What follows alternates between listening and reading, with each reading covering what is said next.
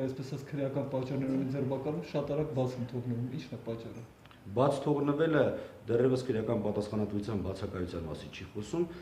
խոսքը վերաբերում է կոնկրետ ձեր վերած օրինակներում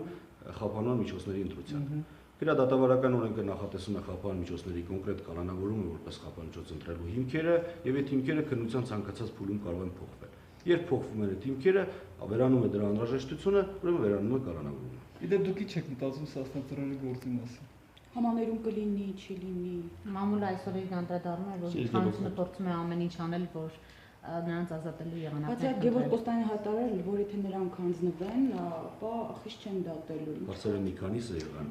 Ես համաներման կիրառման մասով դեռևս ոչինչ չեմ կարող ասել, որովհետև մենք դեռևս չունենք համաներման ակտ, որ ես փորձեմ դա բարձրաբանել կամ մեկնաբանել, ինչ վերաբերում է ձեր կողմից նշված հանձնմանը, այո, այն հոդվածները, որոնցով որ հարուցվել էր կոնկրետ քրեական գործը եւ մեղադրանքներ են առաջադրվել, դրանք ունեն խրախուսական նորմեր, բայց թե որքանով խրախուսական նորմերով նախատեսված փաստերը կոնկրետ դեպքում առկա են, դա ցույց կտա քննությունը։ Այսինքն քննությամբ պետք է հիմնավորի, արդյոք մենք ունեցել ենք կամովին պատանդների ազատում, կամովին շենքեր շինությունների հանձնում, թե ոչ։ Վերջնական իրավական գնահատականները քննության արդյունքներն են։